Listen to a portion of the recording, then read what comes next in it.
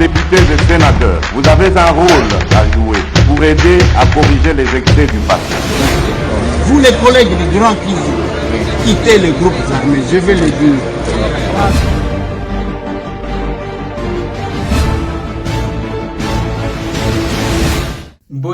Mbote lisusu bandeko nanga, bino bandeko oyangai, masolona député, ya lelo tozali lundi, oui, tokomi lundi, je crois le 23 août 2021, masolona député, toko solola masolo ya vidéo o ezali kotambola ya Christian Tshisekedi. Masolo, c'est dans cette émission. Dans cette émission, toko solo la masolo ya Kasumbalesa, dossier na lobela bino, ya état nini Kasumbalesa ezali. Les images dans cette émission.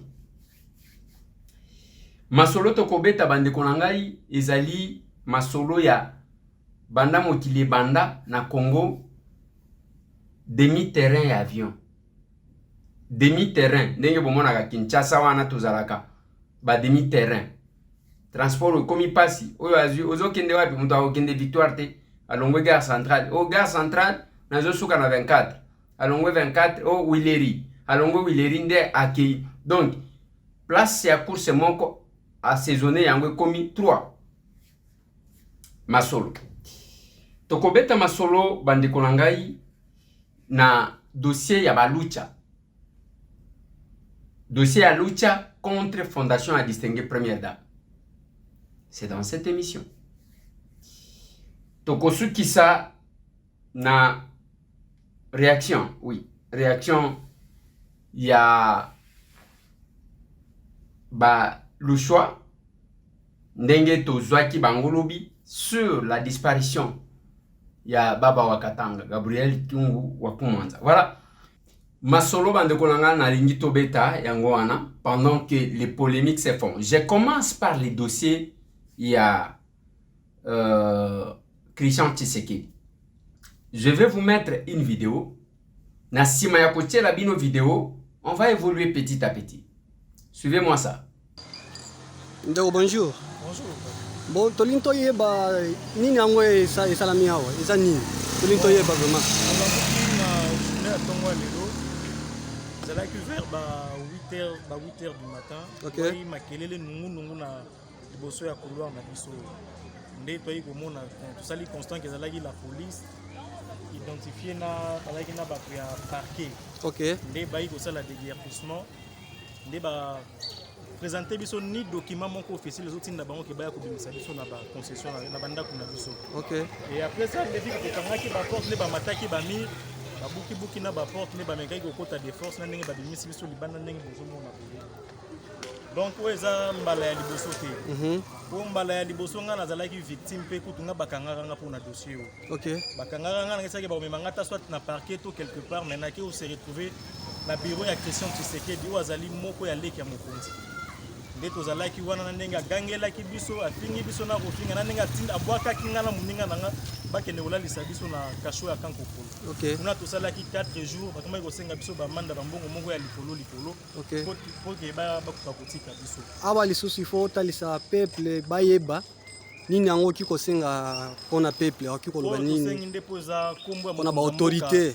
Mokonza mboka nde kombo eza sali po eza leki na ye. OK. Nga na oyi kobunga leki na ye te po nga nazalaka leki na afinga nga mama na nga na baboto ya ngai. OK. Nga nazalaka na sister. Komo na ye nani leki na ye? Christian Tshisekedi. OK, Christian Tshisekedi. OK, loba. Ba imaka biso na bureau na ndenge afinga ka ngai afinga na ndeko na nga moko toza na ye awa. Kana ba beta biso fimbu bagende kotika biso ti soki na kasho babwaka biso mais heureusement ba imaka biso na kanko koloko ezalaka colonel Seguin. OK. Yende mdazalaka na mission wana.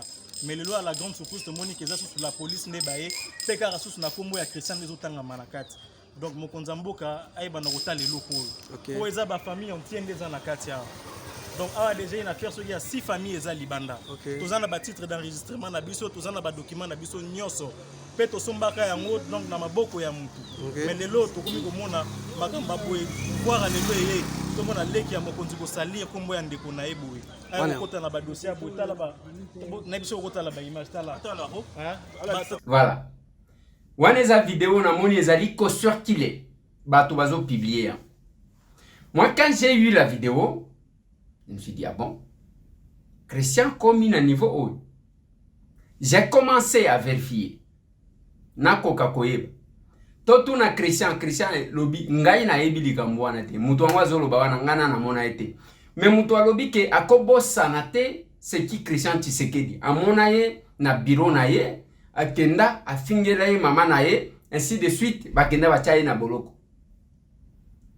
Mais na minute oyo Christian s'est plaint. Akeko déposer plainte contre ye. Bazo landela nini. Mutu angwala ki sa place bakutana kina Christian. Bureau ya Christian zaka place nini. Amona ye Christian place nini. Et voilà. Mais maintenant, je suis en train de voir quelque chose arriver. L'autre fois, Moussou a les caca na télévision à lobby. Zo combo à Christian Tiana Katia lobby. Christian qui n'a plainte à déposer. Bakangaye mutu ya UNC. A sali autant de temps. Mais quand vous vous attaquez na mutu et que vous avez sa assurance, il faut zala convaincu ya ba preuve. Faut passer na loba ki na bino. Je bascule pour n'envoyer sa bino dossier au yabalucha. Il y a une catastrophe na est. Batu nyonso bakomi koluka la fondation de la distinguée première dame et qui ko assister batu. Il y a liboso ebimi que on a détourné 20 tonnes. Là, ils ont balucha. Balobi ba détourné donc première dame à Pesaki. Il y a fondation na yi. Après kaka bango wana babaluki balobité. Badon yango, il y a la première dame a imposé aux sociétés nyonso o ezali awa que bako pesa mutu mususu te il faut kaka ba pesa ye ya bana kokabela bato. Et na kati wana balobi ke non c'est la fondation qui a détourné biloko yango bazwana ba société wana. Je vous ai expliqué la situation. Après babandi ko benga bango. Boya kaside parce que une plainte a été déposée. Comme ça première dame a s'en chargé na ba o ba détourner 80 tonnes ya biloko. Batala batu. Boya kasi. Bazo yate. Batu balobaki tozana preuve. Bazo yate. Batu balobaki. Babandi ko luka bango. Bazo luka bango te. O tozo vivre en clandestinité. O tozo salaboy. Pona ko luka. Ko vivre sur le plan international. Na RFI mi kolonyon so koloba koloba. Na simanango. On a arrêté l'un. Depuis le mois de juin. Aki avandi. Tango avandi kuna. Bazo zela. Bako kakoyeba. Basengi bango kabiloko mibali. Soit vous vous étiez trompé, vous démentir, vous ça la caca tweet, il y a que qu'on s'était trompé, ce n'est pas ça. Vous démentir. Soit vous pesi ba preuve, le gars la bino comment que vous en avez ba preuve, comme ça, bango ba poursuivre ba o ba détourner ki biloko. C'est tout ce qu'on a demandé na bande ko na biso ya luchi. Te bande ko démentir ba lingite, o avandi na boloko. Nous avions même Vin de Konanga, mon ancien collègue, actuellement ministre, il y a droits humains, Albert Fabrice Puela, Kotute Kebakani Moutou, ainsi de suite. À un moment donné, lui-même s'est rendu voir la distinguée première dame. À quel amonier, biloko nazoloba, oh, nazoloba na télévision. Le ministre, il y a droits humains, à quel amoni première dame. A Tony Likambu bakangi mutu wana expliquer les situations. Non, vous en avez raison, moi je suis avocat ainsi de suite. Mais ce qu'il n'a pas fait, Isaiah Ketangu bakutani a Twitter lo baketokutani na distingué première dame, voici la version qu'elle m'a donnée. Je trouve que mais tweet wana etikali tweet. C'est un problème. Tweet wana etikali ndengwa.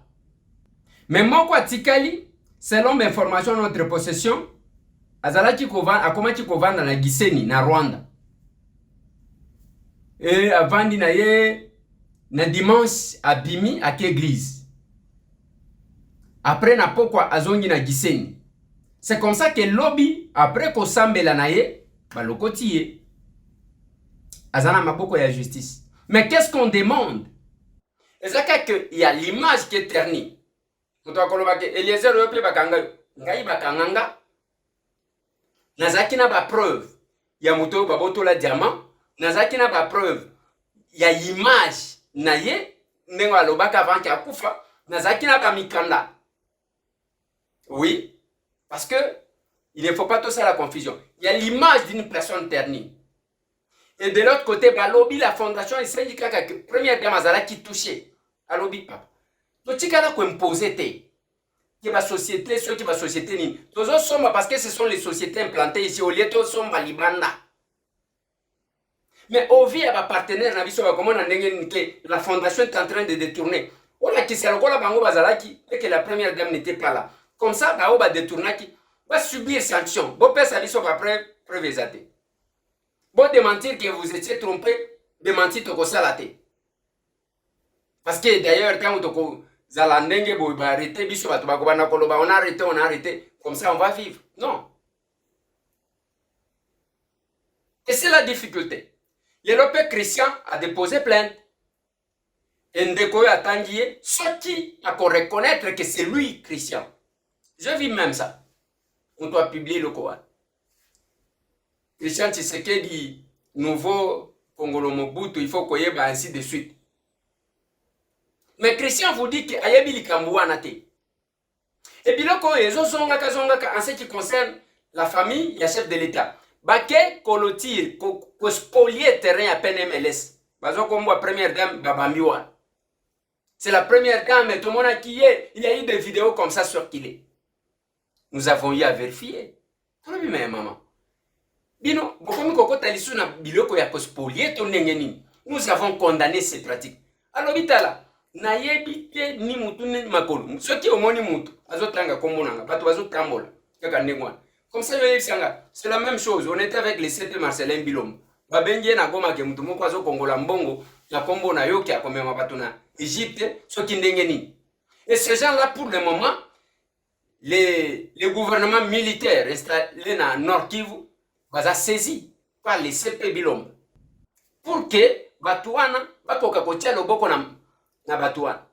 Parce qu'il y a des gens qui abusent. Il faut utiliser. Il y a un lobby na bino. Un message au monaka. Benanga sikoyo. Makamba musala. Na UNICEF. Na PNUD. Bazaka ndengwan. Ko benga na yote. Parce qu'ils appellent, ils écrivent même aux députés. Et puis bazo signer évangéliste. Au pasteur. Ko benga na yote. On va t'escroquer. Musala to sala kayangwan. Oko inanga. Mais tangu bako yibayo. Na mona ki mwana moko bayiwan. Oh. Nani. Oh, nalingana kende kotanga soki wapi. Je vois encore les qui n'ont pas moko komelanga ya mwasha.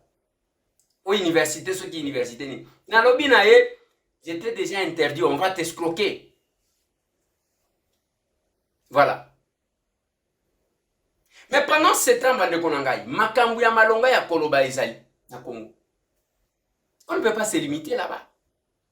Biso tozana biloko tozo talisaka, le chef de l'État makambu nyonso. On a pris la décision. Il y a kitsa biloko akolia. Biloko akolia kitite. Tozeli. Je vous ai dit, pays na biso, il faut l'indépendance. L'ambassadeur américain, tant que comme le ministre de l'économie, a sali diplomatie na ye. Nous soutenons la RDC. Nous faisons ceci. Mais na souka nango, aye kolache mo. Alobi le Congo a des potentialités. Il y a qu'à produire et puis qu'à exporter, même aux États-Unis. Oui, tout ça na ma bébé. Si on imposait toutes ces sociétés minières, pas question d'importer biloko à Kolia. Qu'est-ce que nous manquons? Tous les côté. Les autres ont des informations à couper sa mokonzi amboka bao ba monakaye bao ba solo la kanaye.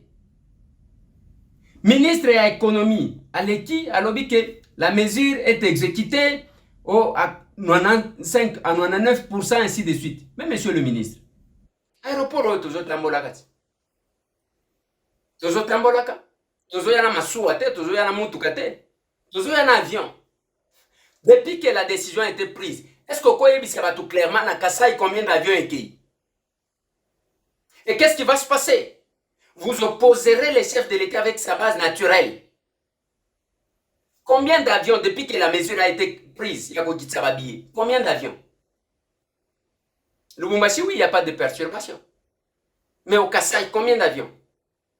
Je vous ai dit là que billets, comme il soit un business, et puis excédent, $5 les kilos, 5. Monsieur le ministre, vous avez au courant, au cause de question orale, avec débat. Au cause d'interpellation. Parce que c'est que, je ne sais pas qui vous donne le rapport.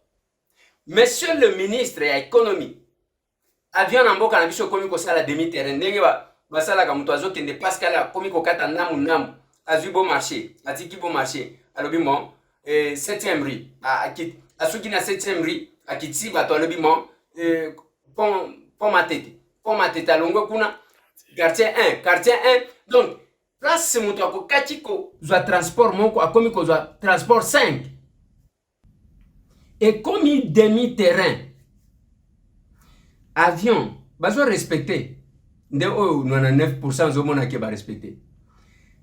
Monsieur le ministre yebisa biso avion ya Lubumbashi Goma ya suka ekendaka et comme bateki otuni billet zate bakomi bato bakomi na Kalemi bakitisi bato après nde bazui bato a Kalemi ale bakena bango Goma ofuti $140 Lubumbashi Kalemi okomi na Kalemi ofuti soki $198 Kalemi siko Goma égale combien les billets, monsieur le ministre? Billets kiti demi-terrain, c'est à vérifier ce que j'ai dit. Mituna les amis balé na Kasai depuis que billets kiti na Mbujima combien de vols, na Kananga combien de vols, na Chikapa combien de vols, et awa et loko wana na Zoloba combien de vols elongwe Lubumbashi Goma. Voilà. Et aujourd'hui, c'est la difficulté, monsieur le ministre. Mais au Vandi, au lobby, 99%, aux autres, wapi. Voilà. Et ça, avion et comme ça là, demi-terrain.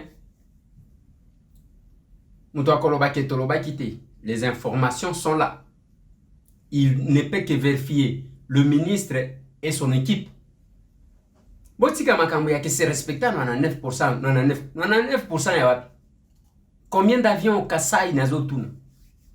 Depuis cette mesure, les gens souffrent et batouana ba komi kolobaloba mingi, vous restez que c'est respecté à 99%, je ne sais pas. Je ne sais pas. Na lingito beta masolo bande konangai ya dossier ya Kasumbalesa, mais avant to kende kuna na lingina lobe makambo ya bâtiment on a lobaki qui devrait abriter l'Assemblée provinciale ya Okatanga. Na kendaki, je suis descendu sur les lieux. Na koti na kati ya concession. Na butaki ba tchechen. Na beti ba yeba fongoli na koti. Tamo na koti na kati, na zui ba image au bozomon. J'ai trouvé un Congolais à la porte et un Indien là-bas. Na tuni mutuna ezanini balakisinga babiloko wana ba pikoli eza biloko batongaki avant, là où le chef de l'État avait posé la première pierre. Mais qu'est-ce qui s'est passé selon les informations que nous avons récoltées? Signé un contrat na une société chinoise et cette société a commencé à construire bazui mbongo bakomi ndako komi mulayi ndenge ozomona ba biloko wana ba pikoli. Vous pouvez vous faire l'idée sur niveau ni ndako ekomaki. Qu'est-ce qui s'est passé na ebité? Botoli contrat soki baswani na société wana bake ba pikoli bazui ba confier yango na une société ya ba indien wana ozomona. Pour le moment ce sont les indiens nde bazo sala fouille. Ce sont les indiens nde balingi ba travailler ndenge bozomona matériel les awana. Mais je pose la question. Par quelle procédure Chinois wana baganyaka marché? Est-ce qu'il y a eu appel d'offres ou bien c'était un marché accordé de gré à gré? Et maintenant qui va encaisser cette perte ya bambongo o basi ba dépensaki pour na kotonga eloko wana ba yekobuka? Namboka na biso des questions comme ça on ne pose pas. On est dans des polémiques, c'est ni. Nous sommes dans autre chose que ce qui est essentiel. Bino aussi pour mon amboka tala ba wewa ndenge bazo katsana sa remorque. Les questions importantes, elles ont intéressé Batouté, Mboka nini. C'est compliqué. Je parlais de la situation dans le Baka ya Kasumbalesa. Dans le lobby depuis des années, il y a une société appelée KBP. Il y a M. Charon. Société wana baganya marché na bango, ba signa contrat, j'ai le contrat. avec la RDC. Nanani. Akepe a signé yango na Zambie. Soki otali atonga bandaku. Modèle moko awa, modèle moko na Zambie. Il gérait les deux frontières. Côté à Zambien, na côté à Congo. Donc, à kokaki ko sala oyo amonaki malamu, kolekisa oyo amoni malamu kolekisa. Il a obtenu ces marchés. Mais le monsieur restait en train d'encaisser 2 500 000 $ les mois pendant 9 ans. Et selon l'information à notre possession, Nazela Kabaya ko contredire, Batika la jamais koya. Pendant 9 ans, Azalaki ko rendre compte na mutu mon côté. Asalio Yamoni Malam. Il a engagé 250 Congolais. Azalaki ko futa bango 180 $ les mois. À un moment donné, l'État toujours sous Kabila va rompre contrat. À quelle justice à Kangi Sabato, à quelle justice va gagner.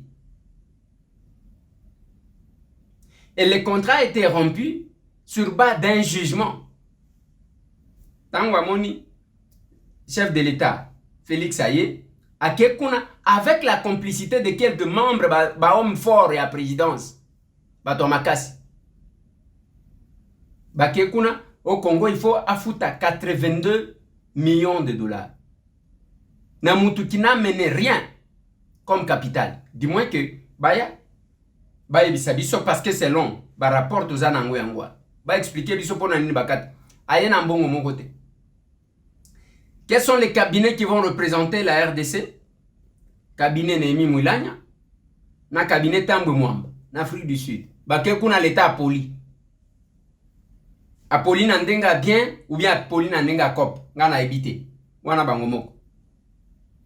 Baye cop mususu, c'est quelques personnes, les hommes forts, c'est là. Vous allez récupérer, topé ça y est, 40 millions de $, et puis tous ont les frontières. Bande konanga. Bota langambu ya Zambie désordre nengezali côté atikali. Bota la côté à Congo. Wana image ya lelo, ya lobité. Côté à Zambie, bota la désordre nengezali côté ya Zambie. O comment na côté na biso comment parking ezali? Ozomona quand même le pays existe parce que c'est le miroir de tout un pays. Côté ya tikali na Zambie, kende kuno komona ba poto na la kisabino na ya kalatala comment était de notre côté. Ce qui muto alobité, asali boy basomi batunyo so basomba kabango. Batunyo so basomba kabango. Et nous sommes descendus là parce qu'il fallait que Nathalie Sabino qui makamuna lobaka ezaka so kindenge ninde. Nous sommes descendus avec le conseiller principal et le chef de l'État, avec l'envoyé spécial et le chef de l'État, toke kasumba sa tobeti baturuana. Nengo zomona ba congolais tangu ba moni biso. Ici vraiment.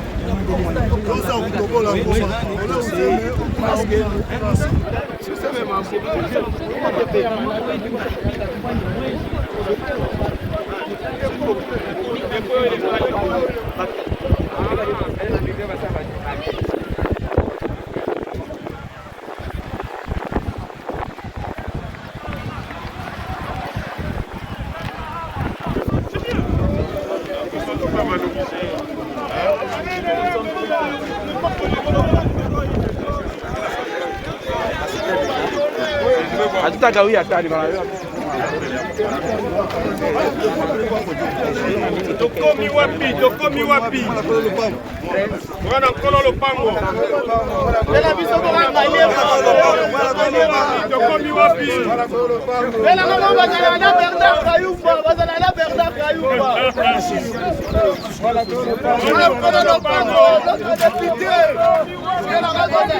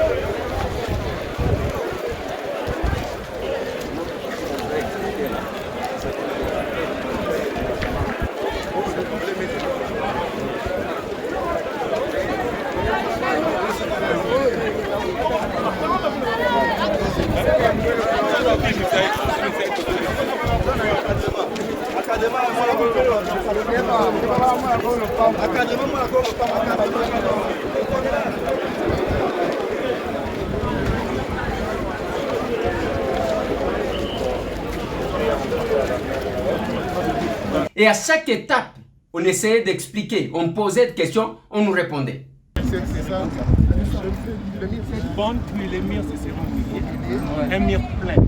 C'est pas les gens qui entrent avec les gens qui sortent. Donc ça serait vraiment séparé totalement.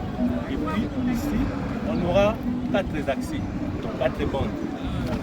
Une bande pour les piétons seulement, et les 3 autres bandes pour les gens des piétons qui visitent.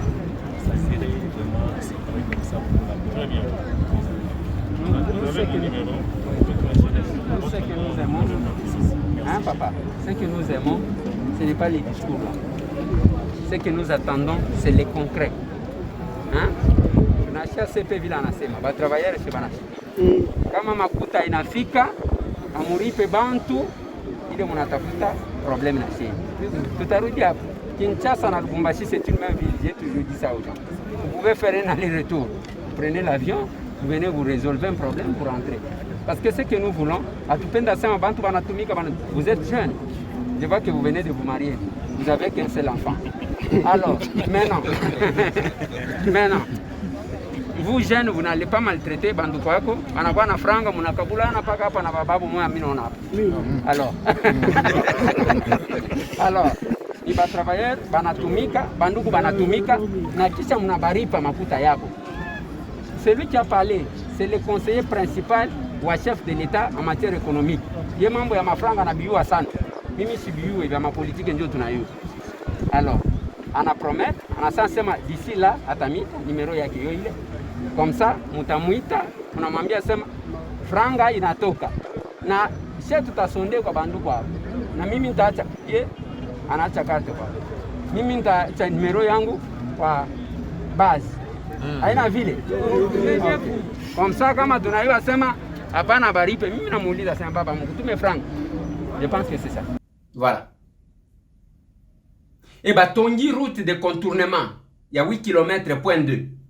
Olie ba mituka nyonso ebimelaka. Et loko etika lezaka kota Zambie pour que ba fongo la deuxième sortie parce que bango baza na sortie kaka moko.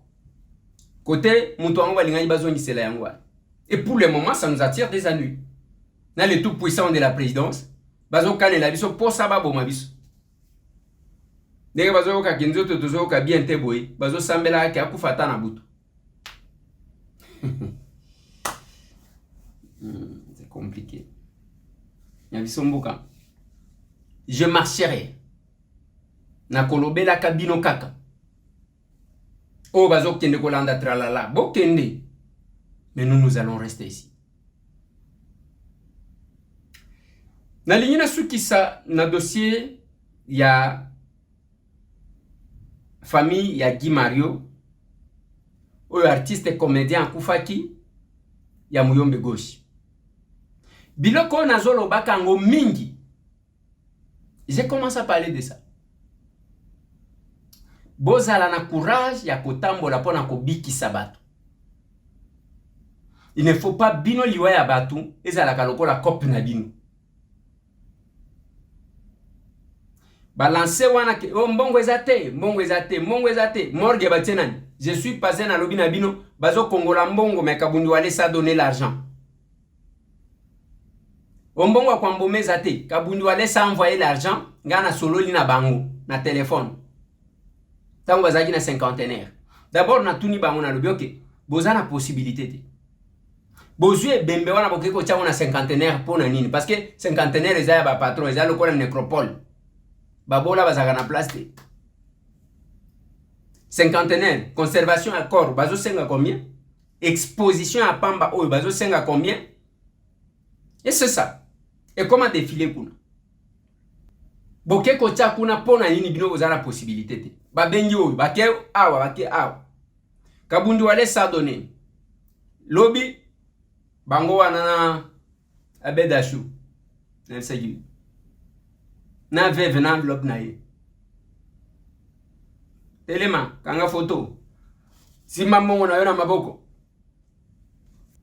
Et cet argent, toza na possibilité à kotambola tam. C'est là que je vous ai dit. Abeda Chouana azamwana muke. Azamwana muke. De komo kwa benga kinga Abeda Chouazane loko te aza travailleur bato ebele babata mikuna. Ngana lobingani na zotala ba bazana simate. Je regarde lui Abeda Chou. De oyo na ba tata, na mibange, na ba généraux, na ba nani, ba tunyoso Abeda Chou.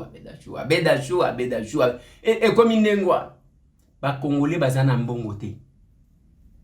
Il est comment côté. Et je vous ai toujours dit que ce qui crée l'argent, c'est la tête. Beaucoup de gens, bah expatriés tous en avant, bah y'a qu'un élo côté.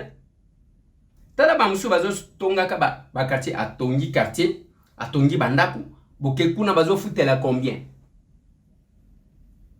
3 000 $ par mois, 5 000 $ par mois. Mais les Congolais ne peuvent pas. Congolais ceux qui ont joué mbongo mukale, après si ba musicien ba yembi azo bina azo cigare tina munoko. Sinya mutu azanga mbongo eza koluka kolata koleka. Bato mbongo ba kolata eza elogo te. Kolata eza elogo te. Nalobaka na bino na koma na este, bande kona biso este wana boyebaka bango bien te. Okotuna mukolo hotel Yus okoyeba ete. Lelo eza na polémique oya bandako ya Inos mwana oyo Innocent Balum. Atongi bandako bakomi ko comparango na tout un gouvernement. Mais Innocent wana aza mwana uti ko bima mikolo mibalo. Ba musicien minene bazawan. Ba Kofi Olomide. Ba Jiben Piano. Ba Weranton. Ba Fali Ipupa. Ba tous ces grands là sont là.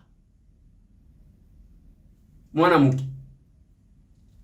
Bino ko sagana kana bande ko ya est. Sont moins orgueilleux mais bato mbongo bazaka ku. Bato bememeli bino banda ko ya kotonga ba toiture ya ba Nigériens. Eza banani. Nous sommes là, bisonde ba polémique, mais kende pa bato wana kokuta mutu wana zana mbongo azana bilanga na ye zana bibwele na ye, basomba kabilo kwa kolia te. Na betela kabino histoire. Tango tokendaka procès ya Moïse Katumbi na Katanga. Tokendaka en groupe, ba Vienanga, ba Jean-Claude Vwemba, ba José Ndundu, ba Frank Diongo Chamba, ba Tuebele, ba maître Kapiamba, ba maître Katende. Tokendaka ba Tuebele, ba Mike Mukeba Nkoso, ba Moïse Moni Dela. Tokendaka ba Tuebele na procès à Moïse na Lubumbashi. Moïse nous invite à table. Après ko sambe la zolo bana biso. Biloko nyonso ezana mesa na sombi ata eloko moko te. Moïse azana mbongo ti. Alobi pondu ya bilanga nanga. Mbisi ya masiba nanga. Nyama oyo bibwele nanga.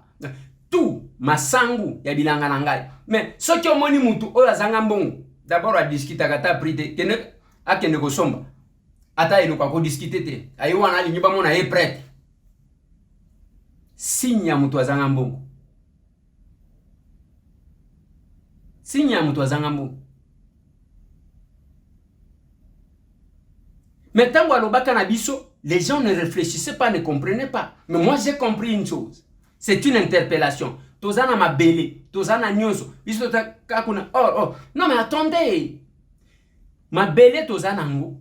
Bien anga moja. Gabriel. Aloba. Terre arabe. Yango. Barabi wangomo. Maintenant aux autres là, nous avons la possibilité. C'est ce que Mike Hammer a dit. Alors vous avez la capacité. Il y a qu'à produire. Même qu'exporter jusqu'aux États-Unis. Mais biso tozo somba tout. L'osso. Les autres sont qui Thaïlande. Mafuta, les autres sont qui wap. Et semoule, les autres wap. Nous produisons quoi? Zéro. Tout ce que nous produisons, usine, il y a pas polémique na kofingana. Tout ce que le Congo exporte, kofingana, polémique aux aposa nango, kota et pas ba congolais. Et nous déplaçons même l'essence qu'on avait d'amour. Exactement. Mettons toujours le banabat. Tout sungana. Tala situation n'est toujours. Ozui mukele anabat. Même toi qui n'a rien wana bazo bois kaye abimi mutombong. Et l'autre côté à nyanya wanyanya sur ce kalumumba.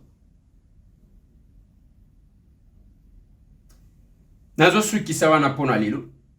Je vous informe que Marcelin Bilomba dénonce bato bazali ko Kongo la mbongo na Nord Kivu na Kombo na e. Christian Tshisekedi a porté la plainte contre Ndeko Wana Lobby. Et Bandeko Yabalucha, on a expliqué. Ils ont deux options. Soit va retweeter qu'ils s'étaient trompés, soit va passer la preuve. C'est ça le problème. Tous ceux qui sont en Pona Lelo, mais Tokotuna, Mbongo Yadi, hein, Yadi Mario, oh bozozwa. Nyon so boko sali la ngoni. Wana to moni bino na bedashu, je pense que boko senga lisusu te. Tokotani.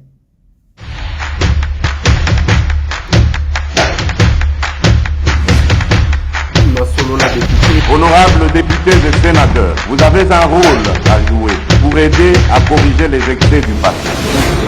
Vous les collègues du Grand Kivu, quittez les groupes armés, je vais le dire.